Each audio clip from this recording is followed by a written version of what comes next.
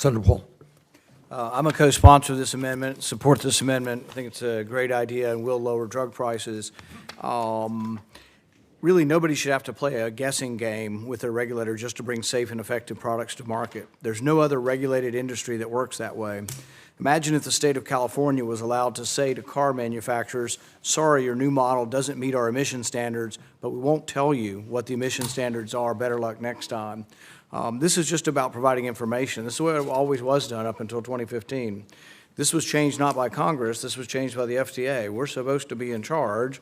If we want generics to come forward, if we think generics lower prices, let's give them the information so they can meet the standards. This is simply Big Pharma wanting to stop generics to come forward. And so I think it's a very good amendment. I think it has a very good chance of lowering prices. There's some argument saying, well, this is invasive of intellectual property.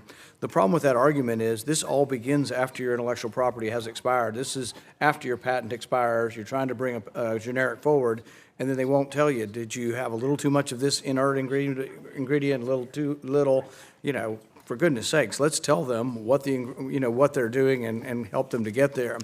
Here's a good example of the gamesmanship that this amendment will stop. It happened with Restasis, a prescription eye drop to treat dry eye. All of its patents expired in 2014, but generic companies had to spend nearly a decade going back and forth playing a guessing game with the FDA while the price of Restasis kept going up and up every year. By the time a generic got to the market, the price of Restasis had gone up 250%. That's not the real marketplace. What we're trying to get to is more of a marketplace. I wholeheartedly support this amendment.